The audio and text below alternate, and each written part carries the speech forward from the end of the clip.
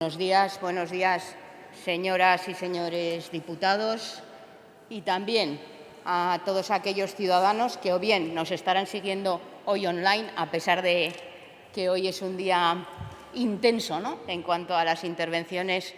Comentábamos ayer en la tertulia en la que estábamos todos los portavoces con el presentador la necesidad que tenemos de repensar este tipo de debates y este tipo de modelos, porque en ocasiones lo que la ciudadanía percibe es que estamos alejadas de lo que viven y de lo que sienten. Y es evidente que un debate que va a durar hoy al menos de 9 a 2:30, 3 del mediodía, pues hace difícil que lleguemos a los problemas concretos, sobre todo y especialmente de los trabajadores y de las trabajadoras. Quiero sumarme al agradecimiento que hacía ayer la presidenta del Gobierno a los trabajadores y trabajadoras de esta Cámara, que nos permiten hoy tener un debate como este, pero que sobre todo nos permiten durante cada uno de los días continuar el trabajo en este Parlamento.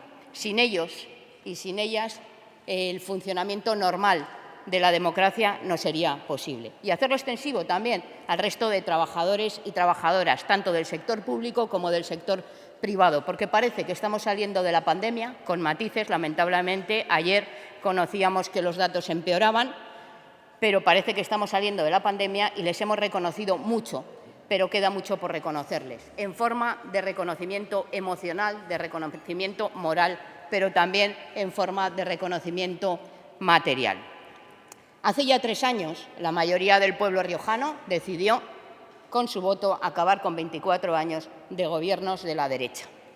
Y no me gusta hablar de gobiernos del Partido Popular, porque en realidad no es otra cosa que gobiernos de prácticas y políticas que discriminan a la mayoría social en beneficio de los ricos y de los poderosos. Querían, por tanto, los ciudadanos y ciudadanas de nuestra comunidad acabar con las políticas de privatizaciones, recortes en los servicios públicos, precariedad, privilegios, corrupción, falta de transparencia, etcétera, etcétera. El pueblo riojano eligió una nueva mayoría parlamentaria que además lo fue plural, progresista y de izquierdas. Y desde el primer momento, y tengo que reiterar el agradecimiento por parte del Grupo Socialista, se apostó nítidamente por un pacto en torno a políticas de izquierdas. Pudo elegir entonces un pacto con la derecha, con esa derecha moderada, como le gusta definirse al señor Baena, o elegir realmente las políticas de cambio. Y así lo hizo inicialmente. Firmamos un acuerdo programático, un acuerdo de gobernabilidad, y durante estos 3 años consideramos que con nuestros más y nuestros menos hemos sido una fuerza política leal con el Gobierno, pero exigente en el cumplimiento del programa. Porque para Izquierda Unida, el programa con el que nos presentamos a las elecciones y el acuerdo programático conjunto que suscribimos ustedes y nosotros son los compromisos que nos deben atar a la ciudadanía en una democracia real y representativa. Tendríamos que avanzar en medidas de participación, de democracia, referéndums, consultas, que hagan que la ciudadanía directamente no solo nos vote cada 4 años y espere que cumplamos, sino que nos vaya diciendo cuáles son sus necesidades y sus problemas. A esto me refería cuando hablaba de dar un cambio de modelo a este tipo de debates. Institucionalmente es necesario hacer consultas de democracia directa y participativa en el día a día. Le decía, señora presidenta, que a pesar de las muchas diferencias que nos separan a dos fuerzas políticas diferentes, como es el Partido Socialista Obrero Español e Izquierda Unida, durante estos 3 años, le hemos demostrado lealtad y honestidad con lo firmado. No le hemos demostrado lealtad personal, sino que le hemos demostrado lealtad política. Hemos sido pacientes porque hemos comprendido que la pandemia lo ha marcado todo durante la mayor parte de la legislatura. Pero a la vez, durante la pandemia, hemos demostrado conjuntamente que hay otras formas de salir de la crisis, que hay otra forma de gestionar la pandemia, que nuestra prioridad era atender las necesidades de toda la sociedad y no siempre en beneficio de unos pocos. Pero siendo consciente de esto, señora presidenta, entendemos que no es el momento de hacer triunfalismos. Consideramos que el discurso de ayer fue un discurso triunfalista. No es el momento de campañas de marketing sobre los 1000 días de Gobierno.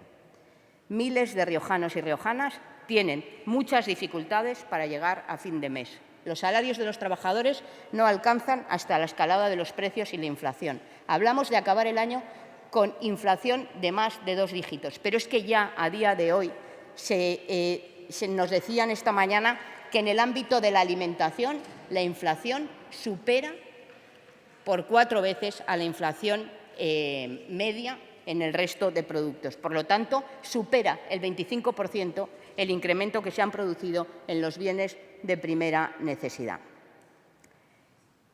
Es el momento de poner soluciones que lleguen a la gente. Y usted lo decía ayer, tenemos una misma correlación de fuerzas aquí y en el ámbito del Estado. Por eso le insto y le llamo a que se sume a dar soluciones a los problemas reales de la gente.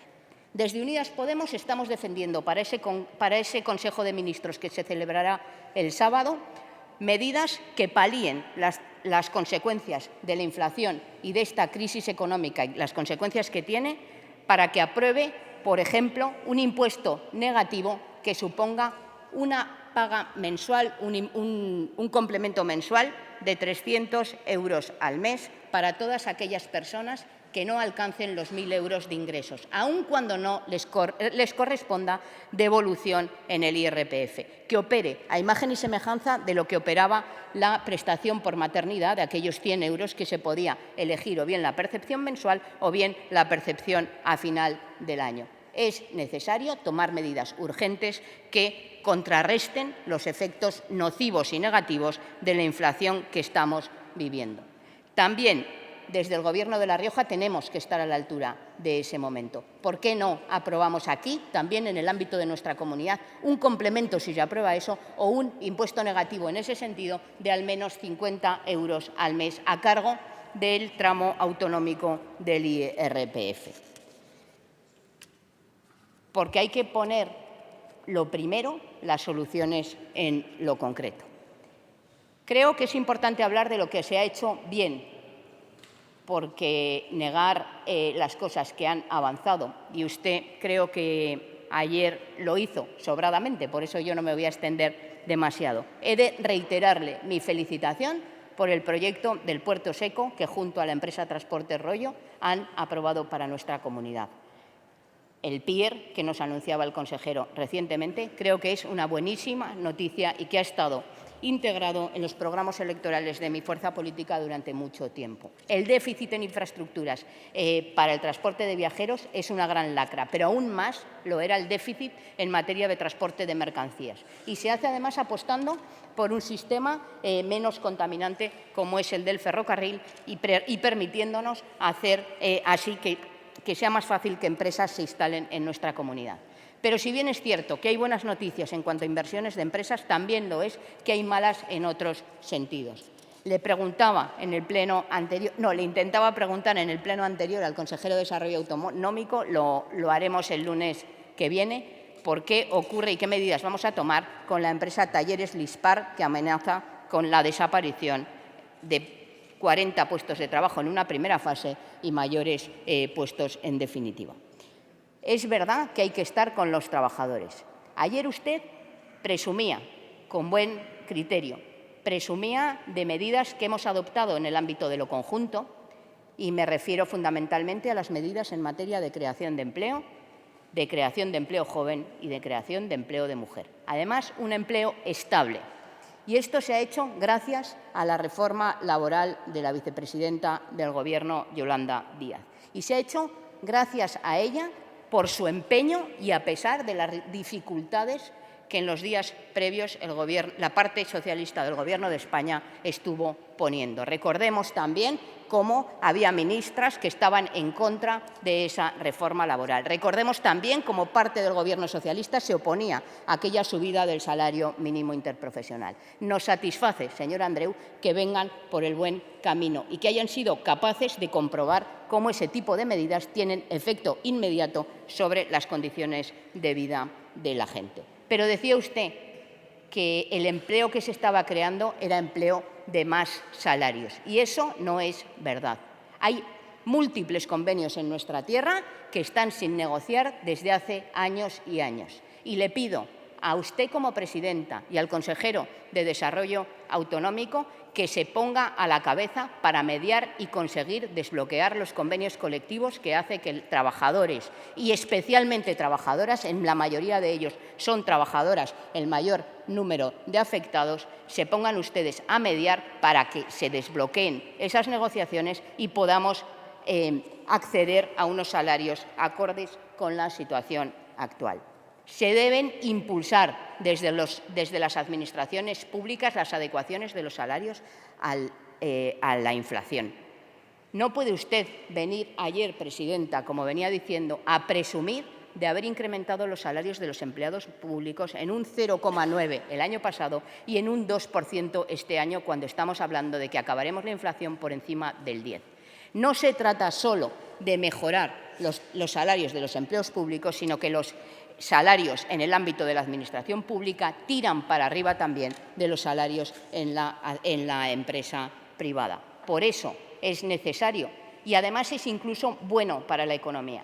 Todos somos conscientes que si los trabajadores y las trabajadoras, como mayoría social que son, no tienen recursos suficientes para consumir, no habrá crecimiento económico. También habría que hablar de los precios de los productos de primera necesidad. Lo hablábamos al principio, lo hablaba al principio de mi intervención y creo que hay que retomarlo, porque ayer también usted adoptaba y defendía medidas en materia de protección del sector primario, especialmente de la agricultura y la ganadería en nuestra tierra, uno de los sectores económicos más importantes. Pero usted sabe que, a pesar de que decía ayer algún político estatal que era el año de la sandía, por el precio como símbolo, ¿no?, de lo que las frutas en general han incrementado sus precios en estos tiempos. Y hablaba ayer, no, anteayer, con un agricultor de aquí, de La Rioja, y le decía: ¿esto tiene algún efecto sobre los precios que vosotros estáis percibiendo por vuestros cultivos? Y no tiene ningún efecto. Siguen desde luego vendiéndose por debajo del coste de producción.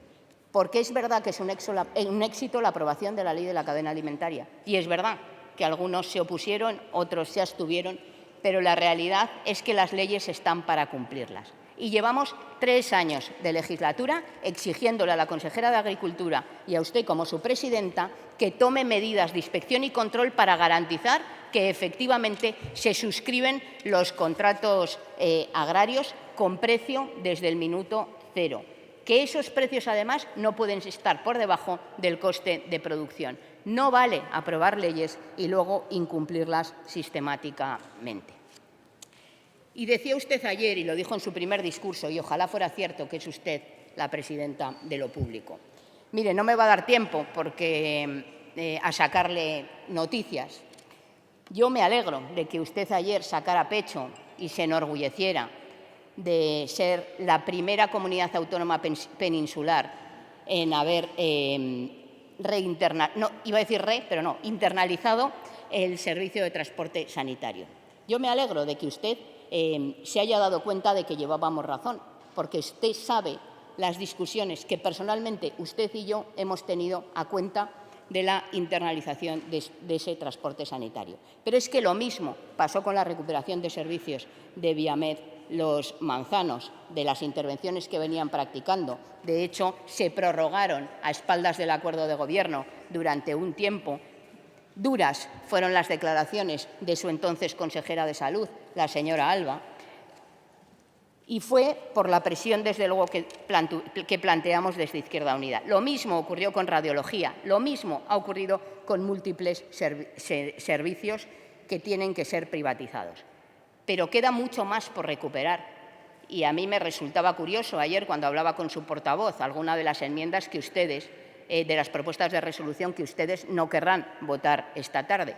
Una de ellas, por ejemplo, es la recuperación de los servicios auxiliares de sanidad privatizados, porque he de decirles que las trabajadoras, por ejemplo, de limpieza de nuestros centros hospitalarios juegan un papel en el ámbito de la salud igual de importante que el del médico más importante o con más prestigio del Estado español. Sin embargo, las trabajadoras de la limpieza de los hospitales, las trabajadoras de ayuda a domicilio, que siguen en empresas privadas que han demostrado su peor forma de funcionamiento en esta pandemia especialmente. Porque hablamos mucho de las enfermeras, de los enfermeros, de las médicas, de los médicos, y hablamos muy poco de las auxiliares de ayuda a domicilio, hablamos muy poco de las auxiliares que trabajan en el ámbito de las residencias de mayores. Ni una referencia hizo usted ayer a aquella promesa que ya se hizo en plena pandemia de tener un debate profundo sobre el modelo de atención a nuestros mayores, sobre el modelo de residencias. Me parece muy saludable que cambiemos el modelo residencial para menores, muy importante, pero no podemos dejar de lado a nuestros mayores. No es de recibo que ayer, señora presidenta, no hiciera ni una sola referencia a la situación de las residencias, de las personas mayores en la residencia de Nájera. Siguen ustedes sin apostar claramente por una gestión pública de la residencia de mayores, por un modelo que no sean aparcamientos para nuestras personas mayores. Siguen ustedes sin debatir y discutir cuál es el modelo que debemos aplicar. Y dejo para el final dos puntos que me importan, y es porque supusieron ayer el máximo desencuentro. Y supusieron el máximo desencuentro no porque los tengamos, que los tenemos de hace tiempo, sino porque implica el desacuerdo, el incumplimiento más flagrante con nuestro acuerdo de Gobierno. Y me centro en el ámbito de la educación. Señora presidenta, no puede venir año tras año a prometer las mismas infraestructuras, las mismas promesas, porque deja usted de resultar creíble. ¿Sabe usted, estoy segura, el cuento de Pepe y el lobo, el que avisaba de que viene el lobo porque estaba cuidando del ganado y no venía el lobo, y cuando vino, pues nadie vino a ayudarle? Aquí, afortunadamente, usted anuncia que va a hacer cosas buenas. El día que las haga nos la creeremos, porque ya, desde luego, no nos resulta creíble. Anunciaba usted el centro de día de Uruñuela, que primero era una residencia, lo cambiaron a Uruñuela, el de Castañares. Llevamos 3 presupuestos con esa misma partida y han ejecutado en los 2 anteriores 0 euros. Ojalá esta vez sea como Pedro y el lobo, y llegue el lobo, no, lleguen las medidas que tan necesarias son para mejorar las circunstancias.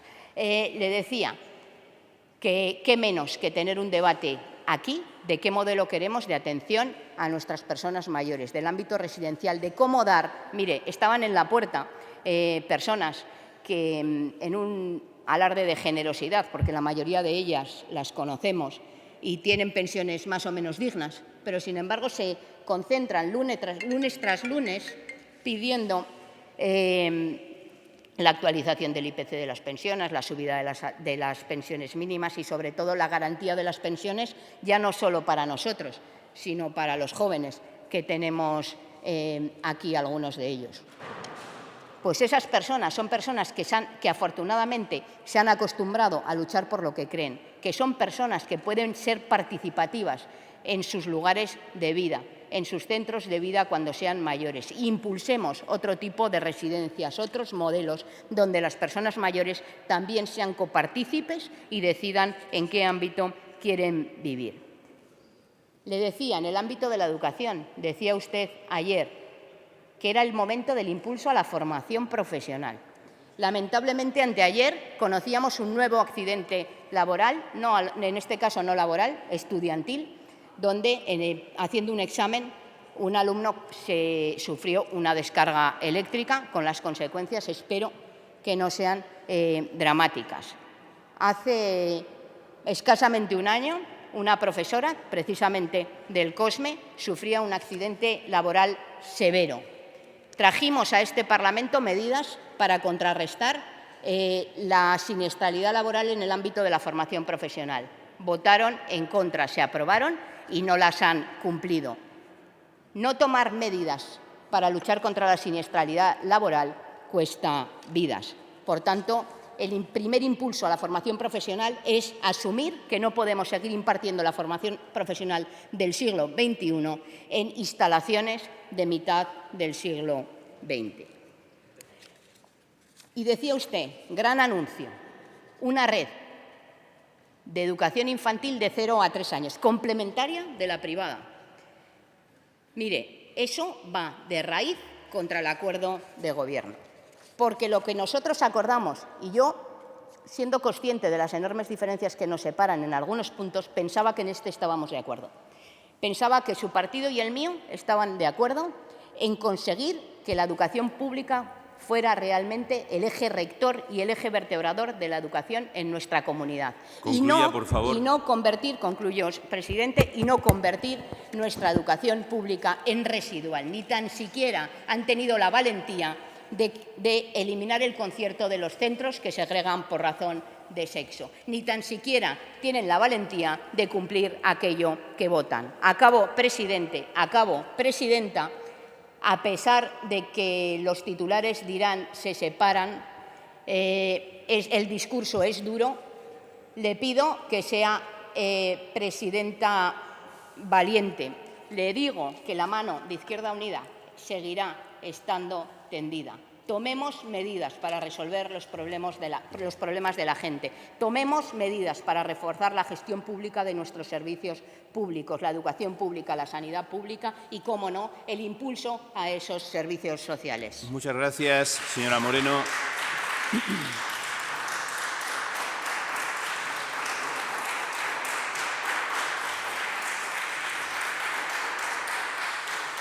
Turno de respuesta para el Gobierno de La Rioja. Tiene la palabra